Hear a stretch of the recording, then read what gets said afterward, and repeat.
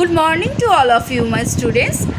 আজকে আলোচনা হলো সন্ধ্যা ভাষা নিয়ে। চর্যার ভাষা যে সন্ধ্যা ভাষা, সেই সন্ধ্যা ভাষা নিয়ে আলোচনা করব। চর্যার ভাষা দুর্বোধ্য ও সাংকেতিক, আলো অন্ধকারের মধ্যবর্তী, অস্পষ্ট হেয়ালিপূর্ণ ভাষায় সেগুলি রচিত বলে সেই ভাষাকে কিন্তু টিকাকার মুনিদত্ত সন্ধ্যা ভাষা আখ্যা দিয়েছিলেন।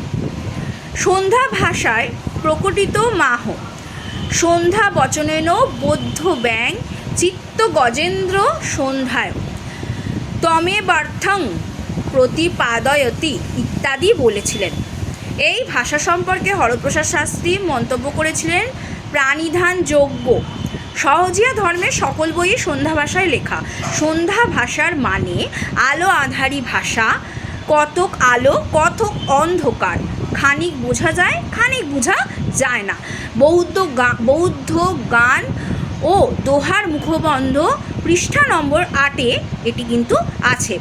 ডক্টর সুকুমার সেন শাস্ত্রীজির অনুমানকে সঠিক বলে স্বীকার করেননি।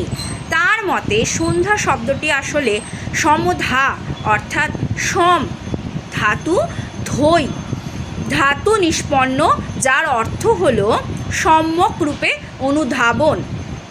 অতএব সন্ধ্যা ভাষা হচ্ছে সমধা ভাষা বা সমধা ভাষা। সম্যক ধ্যানের মধ্য দিয়ে উপলব্ধির ভাষাকে আমরা বলি সন্ধ্যা ভাষা।